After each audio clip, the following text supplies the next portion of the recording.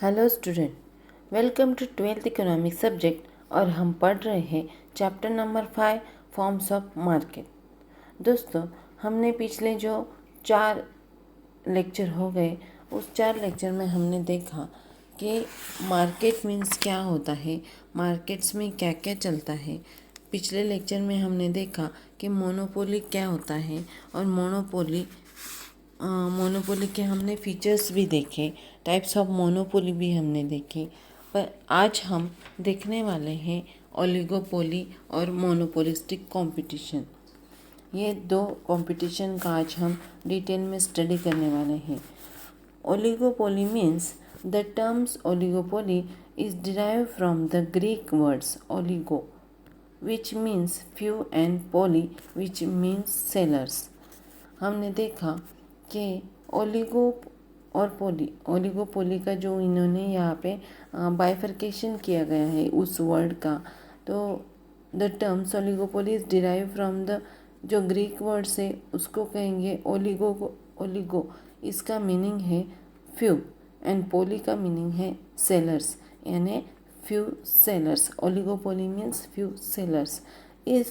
It is that market where there is a few firms in the market producing either a homogeneous product or a differentiated product। यानी यहाँ पे हम देख सकते हैं कि प्रोडक्ट सेम होता है, जो सेलर होते हैं वो अलग अलग होते हैं।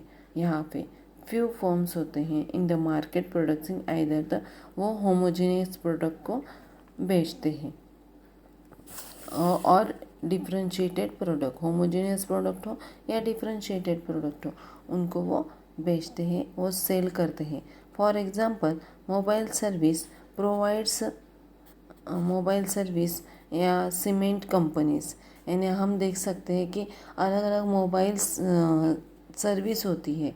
आजकल मार्केट में आपने देखा होगा अलग अलग कंपनी के मोबाइल सर्विसेज हमें अवेलेबल होते हैं। सीमेंट्स कंपनीज की वैसे ही सीमेंट्स कंपनी के देयर आर अलग अलग फर्म्स है, उनके अलग अलग ब्रांड है, उनका अलग अलग नेम है। ये आपने मार्केट में देखा होगा, यानी एक ही प्रोडक्ट पर उसके अलग अलग फर्म से अलग अलग उनके सेलर से ये आपको दिखाई देगा ओलिगोपोली इस टर्म्स में। यहाँ पे ओलिगोपोली के उन्होंने 6 फीचर्स बताए गए हैं। हमें उन 6 फीचर्स का स्टडी करना है। फर्स्ट, फ्यू फर्म्स और seller. Second, interdependence. Third, advertising. Fourth, entry barriers. Lack of uniformity and 6, uncertainty. तो हम यहाँ पे एक के बाद एक का स्टडी करेंगे। फर्स्ट, फ्यू फर्म्स और sellers. Under a oligopoly market there are few firms और सेलर्स। यहाँ पे ओलिगोपोली मार्केट में कुछ फर्म्स ऐसे होते हैं, एक ही प्रोडक्ट होता है पर वो फर्म्स थोड़े बहुत फ्यू होती हैं। These few firms dominated the market and enjoy a considerable control over the price of a product। यानी यहाँ पे जो फर्म्स होती हैं वो कम होती हैं, पर उनका जो कंट्रोल होता है प्राइस पे, उनका कंट्रोल होता है, प्रोडक्ट के प्राइस में उनका कंट्रोल होता है। उसको हम कहेंगे फ्यू फर्म्स और सेलर्स। यानी कम फर्म्स पर उसका मार्केट में जो अपना प्रोडक्ट है उस प्रोडक्ट में प्राइस ज़्यादा करनी हो या कम करनी है, उस पे उनका कंट्रोल होता है। Second, interdependence. The seller has to be conscious with respect to any action taken by the competition firms. यानी यहाँ पे हम देख सकते हैं कि इंटरडिपेंडेंस यानी सेलर जो होते हैं वो बहुत सारे होते हैं, प्रोडक्ट है एक होता है पर सेलर बहुत सारे होते हैं। तो इसलिए जो एक सेलर जो होता है वो अपने जो कॉम्पिटिटिव जो अलग जो फॉर्म्स होते हैं या सेलर्स होते हैं उन पे वो ऐसे उन पे उनका दूसरी जो फर्म है वो क्या एक्शन लेने वाली है, प्राइस के हिसाब से हो या मार्केट में वो अलग अलग क्या करने वाली है, कौन सी टेक्निक यूज़ करने वाली है, उन पे उनको यानी कॉम्पिटिटिव जो फॉर्म होते हैं उन पे उनको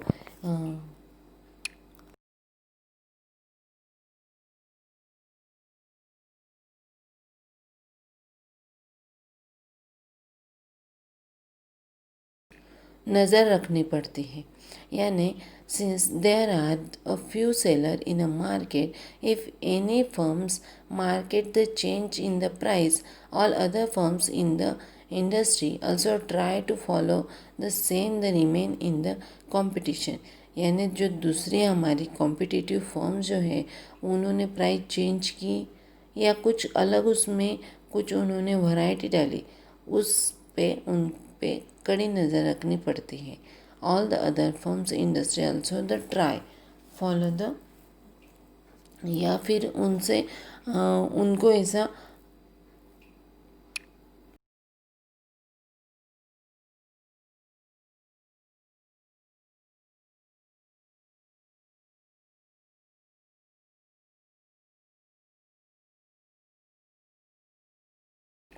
कई बार हमें उनसे हाथ मिलाना पड़ता है कि हम दोनों एक ही प्रोडक्ट है पर हम दोनों मार्केट में अपना जो कंपनी से अपनी जो फर्म से उसको मार्केट में बना रहने के लिए वो कई बार उनसे हमें हाथ मिलाना पड़ता है। Third, advertisement. Advertising is a powerful instrument in the hand of a oligopolist।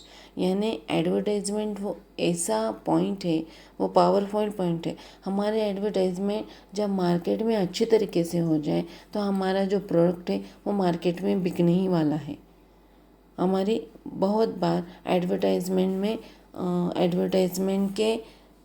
Advertisement को देख के जो कस्टमर होते हैं वो प्रोडक्ट खरीदने के लिए आ जाते हैं मार्केट में, इसलिए हमारी एडवर्टाइजमेंट भी अच्छी होनी चाहिए। A firms under oligopoly can start and arrange सिव the attractive advertisement company with the attention of capturing a large part of a market. यानी हमारी जो ऐड होनी चाहिए वो ऐसी होनी चाहिए कि हमारे मार्केट में हमारा प्रोडक्ट ज़्यादा सेल हो जाना चाहिए, उसका मार्केट में ही नहीं तो उसका जो सेल है वो अलग अलग कंट्रीज़ में जाना चाहिए। ऐसी हमारी एडवर्टाइजमेंट होनी चाहिए, यानी अट्रैक्टिव ऐसी एडवर्टाइजमेंट हमारी होनी चाहिए जो पूरे मार्केट में हम कैप्चर कर सके, लार्ज पार्ट ऑफ कैप्चर। ये हो गई advertisement. 4. Entry barriers. The firms can easily exit from the industry whenever it wants, but has a face certain entries barriers such as the government, aliens, patents, etc। यानी यहाँ पे क्या होता है, हमारी जो एंट्री होते हैं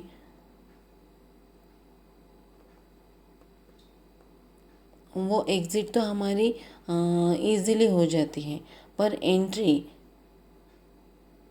एंट्री में हमें सर्टन जो बैरियर्स होते हैं उनको हमें फेस होना पड़ता है। सच एज अ गवर्नमेंट की जो अलग अलग पॉलिसी होती है या पैटर्न्स होते हैं उनको हमें फेस होना पड़ता है। कोई कंपनी ऐसे अलग अलग जो कंपनी होते हैं उनका एक पैटर्न है, उनका एक नाम है, मार्केट में उनकी जो नाम है वो हर जगह फैला हुआ है, तो वहाँ पे कस्टमर ज़्यादा से ज़्यादा तो बहुत बार क्या होता है, कस्टमर एक ही पैटर्न को ध्यान में रख के उस प्रोडक्ट को लेने के लिए जाते हैं। इसलिए यहाँ पे जो है वो एंट्री के लिए बैरियर्स आते हैं। 5. Lack of uniformity.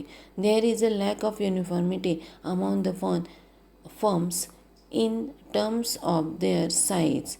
Some firms may be small or which other may be bigger size. यानी यहाँ पे हमें यूनिफॉर्मिटी दिखाई देती है फॉर्म्स में। एक जिनसे जो हम बोलते हैं, एक जैसे हमें मार्केट यहाँ पे फॉर्म्स यहाँ पे हमें दिखाई नहीं दे सकती। कोई जो फॉर्म्स है वो छोटे है, कोई फॉर्म है वो ज़्यादा से ज़्यादा बड़ी है। कई फॉर्म है तो एक स्टेट में ही रहते हैं, तो कई फॉर्म ऐसा होता है कि वो पूरे अपने कंट्रीज़ में उनकी ब्रांचेस होते हैं, कंट्रीज़ में अलग अलग कंट्रीज़ में जा सकते हैं, ऐसे फॉर्म्स होते हैं। यानी यहाँ पे हमें लैक ऑफ यूनिफॉर्मिटी दिखाई देती है। Uncertainty, there is a considerable elements of uncertainty in this types of market due to different behaviour patterns. यहाँ पे हम दिखाई दे सकते हैं कि अनसर्टनिटी हमें यहाँ पे दिखाई देती है।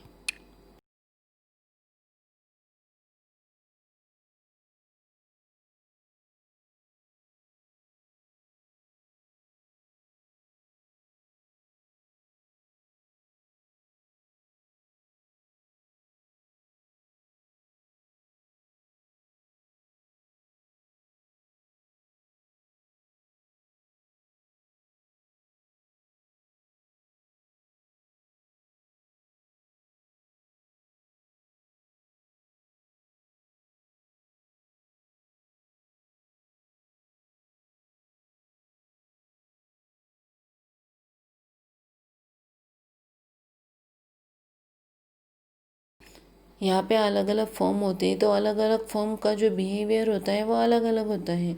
कई बार हमें क्या करना पड़ता है, हमारे जो कॉम्पिटिटिव फॉर्म्स हैं उनसे भी हमें जॉइन हैंड्स यानी हमें उनसे हाथ मिलाना पड़ता है मार्केट में बने रहने के लिए। इसलिए या फिर हमें उनको कोऑपरेट करना पड़ता है, या तो फिर हम उनको फाइट देते हैं। यानी ये ऐसे मार्केट में होता है, हमें उनसे हैंड मिलाकर मार्केट में हमारे जो प्रोडक्ट है वो ज़्यादा से ज़्यादा किस तरीके से बिके, ये ध्यान में रखना चाहिए। या फिर अलग तरीके से हम देखें तो उनसे हम कई बार फाइट भी कर सकते हैं। ऐसे भी ये यहाँ पे ओलिगोपोली में हमें दिखाई देता है। दोस्तों, ये तो हो गए ओलिगोपोली और उसके फीचर्स। आगे हम देखते हैं मोनोपोलिस्टिक कंपटीशन। यानी मोनोपोलिस्टिक कंपटीशन मीन्स क्या है, ये आज हम देखते हैं। Monopolistic competition is a very realistic in nature. In this market, there are some features of perfect competition and some features of monopoly acting together. यानी यहाँ पे monopolistic competition means perfect competition और मोनोपोली कंपटीशन, ये दोनों के function यहाँ पे हमें दिखाई देते हैं। The professor E.H. चैम्बरलिन जो है, उन्होंने उनकी जो बुक है Chamberlain in a coin this concept in the books, उन इस मोनोपोलिस की जो कंसेप्ट है उनकी बुक जो है वो थ्योरी ऑफ मोनोपोलिस्टिक कंपटीशन, ये बुक्स 1933 में उन्होंने पब्लिश की थी। उसमें हमें मोनोपोलिस्टिक कंपटीशन के बारे में डिटेल में स्टडी करने के लिए मिल सकता है। अकॉर्डिंग टू चैम्बरलिन क्या कहते हैं, monopolistic competition refers to competition among a large number of sellers producing close but not perfect substitute। यहाँ पे हमें ये दिखाई देता है कि लार्ज नंबर ऑफ सेलर्स होते हैं। competition refers to competitions refers to competition among a large number of sellers। Large number of sellers होते हैं, प्रोडक्टिंग close but not a perfect competition. यानी परफेक्ट कंपटीशन जैसा नहीं होता। सेलर तो बहुत सारे होते हैं पर परफेक्ट कंपटीशन जैसे नहीं होते। ये यहाँ पे हमें दोनों कंपटीशन का जो कॉम्बिनेशन है वो यहाँ पे हमें दिखाई देता है। बहुत बार क्या होता है, स्टूडेंट जो होते हैं वो मोनोपोलिस्टिक कंपटीशन और मोनोपोली कंपटीशन, इसमें बहुत बार वो कुछ कंफ्यूज से हमें दिखाई देते हैं। मोनोपोलिस्टिक्स मीन्स मोनोपोली और परफेक्ट कंपटीशन, इन दोनों का जो कॉम्बिनेशन है वो यहाँ पे दिखाई देता है। और मोनोपोली में वो डिफरेंट फर्म्स वहाँ पे होते हैं, नंबर ऑफ सेलर्स वहाँ पे होते हैं। तो दोस्तों ये तो था मोनोपोली का डेफिनेशन या मीनिंग। हम आगे जाके मोनोपोली के जो फीचर्स हैं, टोटल यहाँ पे हमें मोनोपोली के 7 फीचर्स बताए गए हैं। तो 7 फीचर्स का हमें बारीकी से स्टडी करना है। आप देख सकते हैं यहाँ पे ऊपर जो एक पिक्चर्स बताया गया है, different brands of liquid cleaners, यानी ब्रांड्स तो अलग अलग है, डिफरेंट ब्रांड है, पर प्रोडक्ट एक जैसा ही काम करने वाला है। ये इस मोनोपोलिस्टिक कंपटीशन में हमें दिखाई दे सकता है। तो यहाँ पे जो 7 फीचर्स है, fair large number of sellers,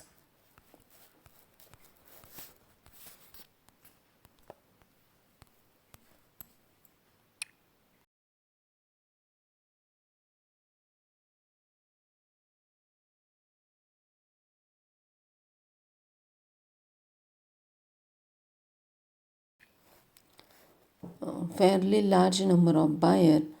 Third, product differentiation. 4, free entry and exit. 5, selling cost. 6, close substitute and 7, concept of group. तो हम एक के बाद एक इनका स्टडी करेंगे। Fairly large number of sellers. In the monopolistic competition, the number of sellers is large, but competitively is less than that of perfect competition. यानी यहाँ पे सेलर तो बहुत सारे होते हैं, पर मोनोपोली जो परफेक्ट कंपटीशन में जो सेलर्स होते हैं उतने सेलर्स यहाँ पे नहीं होते।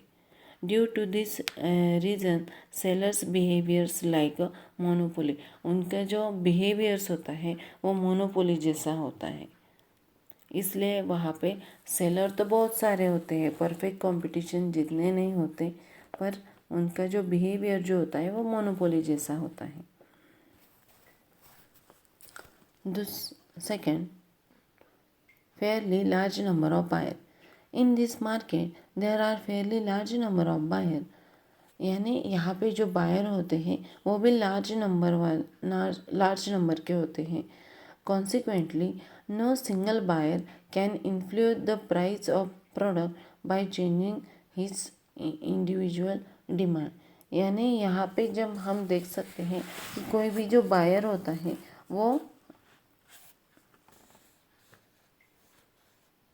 अपने पर्टिकुलर जो प्रोडक्ट होता है, पर्टिकुलर प्रोडक्ट की प्राइस वो चेंज नहीं कर सकता। यानी यहाँ पे प्राइस में कोई भी हमें चेंज नहीं कर सकते। इंडिविजुअल डिमांड जो होती है, कोई भी पर्टिकुलर जो कस्टमर आता है तो वो पर्टिकुलर कस्टमर यहाँ पे प्राइस कम नहीं कर सकता, एक ही प्राइस उस प्रोडक्ट की रहती है। यानी परफेक्ट कंपटीशन में जो हमने देखा वही। Third, product differentiation. Product differentiation is the main feature of monopolistic competition. ये जो है ना मेन फीचर्स है परफेक्ट मोनोपोलिस्टिक कंपटीशन का, product differentiation. In this market there are many firm producting a particular product. यहाँ पे क्या होता है, मेनी फर्म्स आते हैं, अलग अलग फर्म्स आते हैं वो पर्टिकुलर प्रोडक्ट को लेके, but the product of each firm is in some way differentiated from the product of every other firms in the market. यानी यहाँ पे जो आते हैं अलग अलग फर्म्स आते हैं एक ही प्रोडक्ट को लेकर, पर वो प्रोडक्ट दूसरे फर्म से ज़्यादा अलग होना चाहिए, यानी वो उसमें कुछ भी थोड़ा सा डिफरेंट होना चाहिए, यानी आप देख सकते हो कि क्लीनर जो होते हैं, लिक्विड क्लीनर्स आप देख सकते हैं, उनकी फर्म्स अलग अलग हैं, पर एक ही प्रोडक्ट है, एक ही काम करने वाला है, पर जो प्रोडक्ट उनकी जो क्या बोलते हैं हम, फर्म्स अलग अलग हैं, अलग अलग फर्म्स का उन पे नाम दिया गया है, उसको हम कहेंगे is known as a product differentiation.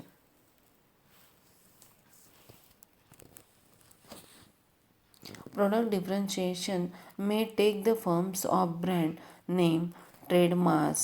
यानी यहाँ पे हम देख सकते हैं कि जो डिफरेंट फर्म्स के जो डिफरेंट एक ही प्रोडक्ट है पर वो डिफरेंट फर्म्स के, तो उनका नाम अलग अलग होता है, उनका पैकिंग अलग अलग होता है, उनके shapes, quantity, covers, design, colours वो अलग अलग होते हैं। प्रोडक्ट सेम काम करने वाला है पर उसके फर्म्स अलग अलग होते हैं। This firms that the product of a firms में find close substitute and its cross elasticity of demand is a very high. यानी यहाँ पे हम देख सकते हैं, यहाँ पे सब्सटीट्यूट उनके क्लोज होते हैं, यानी कस्टमर क्या करते हैं, कस्टमर को कई बार नहीं, हमें इस ब्रांड की पर्टिकुलर प्रोडक्ट चाहिए, तो कस्टमर उसकी डिमांड करते हैं। यानी यहाँ पे उनको क्लोज सब्सटीट्यूट तो होते हैं, पर यहाँ पे cross elasticity of demand is a very high.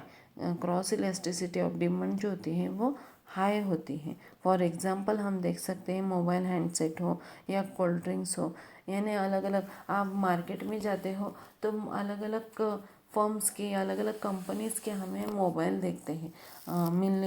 देखने को मिलते हैं। तो कस्टमर को जो अच्छा लगे वो कस्टमर वो लेते हैं। कोल्ड ड्रिंक का भी देखो, कोल्ड ड्रिंक के अलग अलग ब्रांड होते हैं, यानी उनके सब्सटीट्यूट तो क्लोज होते हैं, पर उनका जो इलास्टिसिटी जो डिमांड जो होता है वो क्रॉस इलास्टिसिटी डिमांड वो वेरी हाई होता है। इसलिए यहाँ पे हमें प्रोडक्ट डिफरेंशिएशन यहाँ पे हमें दिखाई देता है। 4 फ्री एंट्री एंड एग्ज़िट। यहाँ पे हम फ्री एंट्री कर सकते हैं और एग्ज़िट भी जब हमें हमारा जो ब्रांड है, जो हमारा प्रोडक्ट है, उस मार्केट में उसका बिक नहीं रहा है, उसका डिमांड जो है वो कम है, तो हमारा लॉस हो रहा है, तो हमें एग्ज़िट भी हम वहाँ से इजीली ले सकते हैं। Under a monopolistic competition there is a freedom of entry and exit. यानी यहाँ पे फ्रीडम है एंट्री और एग्ज़िट का। That is new firms are free to enter the market in there is profit. यहाँ पे न्यू फर्म तो आती है प्रॉफिट कमाने के लिए, पर लॉस हो जाने से similarly they can leave the market. They find it difficult to service. यानी यहाँ पे फ्री एंट्री और फ्री एग्ज़िट है। 5 selling cost. Selling cost are particulars to monopolistic competition only. It's refer to the cost incurred by the firms to create a market demand for its product and thus the increase the value of sales। यानी यहाँ पे हम देख सकते हैं कि जो selling cost है, तो वो मोनोपोलिस्ट कंपटीशन की जो सेलिंग कॉस्ट है,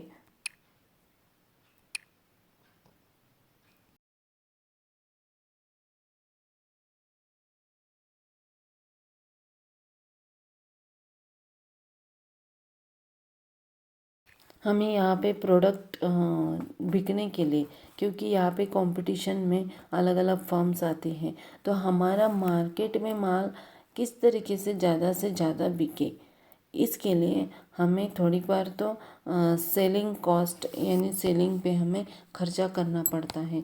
हमें बहुत बार एडवर्टीज़मेंट करनी पड़ती है, या फिर हमें विंडो डिस्प्ले करना पड़ता है। हैंड बैरियर्स जो होते हैं, अलग अलग हमें बैरियर्स लगाने पड़ते हैं। एग्जीबिशन लगाने पड़ते हैं, फ्री सैंपल्स भी कई बार हम दे सकते हैं कि ज़्यादा से ज़्यादा हमारा जो प्रोडक्ट है वो मार्केट में ज़्यादा से ज़्यादा बिके।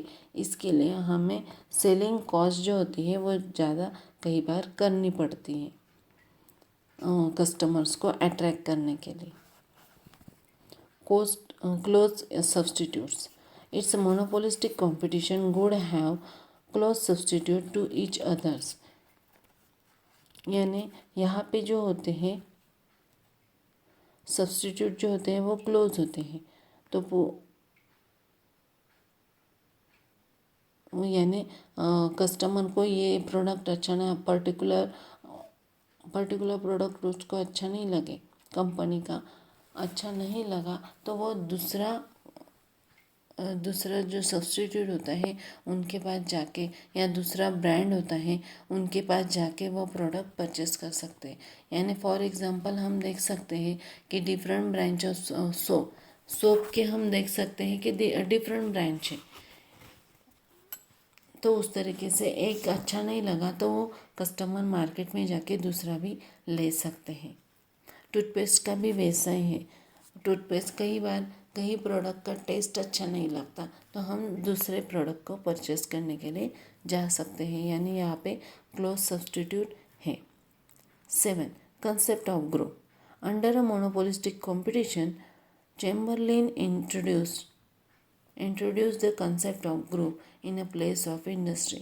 चैम्बरलिन ने यहाँ पे एक कंसेप्ट बनाई है ग्रुप की, जो पर्टिकुलर एक जैसे प्रोडक्ट होते हैं उनका एक ग्रुप बना है। Industry means the number of firms प्रोडक्टिंग identical product. A group means a number of firms producing a differentiated product which are closely related। यानी यहाँ पे एक पर्टिकुलर प्रोडक्ट है पर उसके नंबर ऑफ फर्म्स हैं, उसको डिफ्रेंशिएटेड प्रोडक्ट यानी अलग अलग प्रोडक्ट अलग अलग कंपनीज के, तो उसको हम कहेंगे उनका क्लोज रिलेशन होता है तो उसको हम कहेंगे इंडस्ट्री।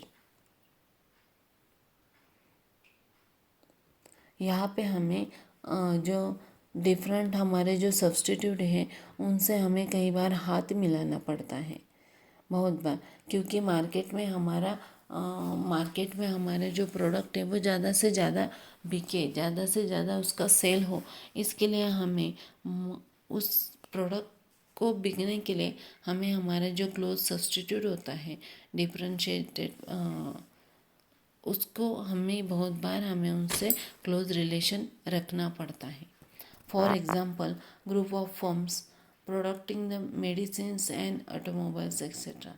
हम ऑटोमोबाइल्स का यहाँ पे ग्रुप देख सकते हैं, या फिर हम मेडिसिन्स का भी ग्रुप यहाँ पे देख सकते हैं। ये एग्जाम्पल यहाँ पे हम देख सकते हैं।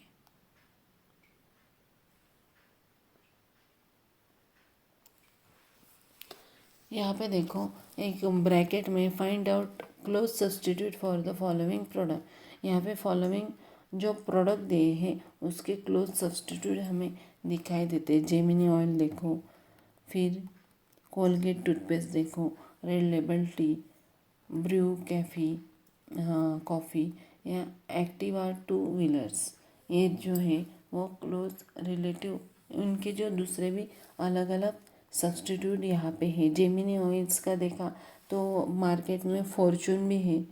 कोलगेट टूथपेस्ट का देखा तो कोलगेट है, फिर मिसवाक है, ऐसे क्लोज उनके सब्सटीट्यूट हैं। रेड लेबल टी देखा तो मार्केट में सोसाइटी टी है, या अलग अलग और भी कोई टी मार्केट में अवेलेबल है।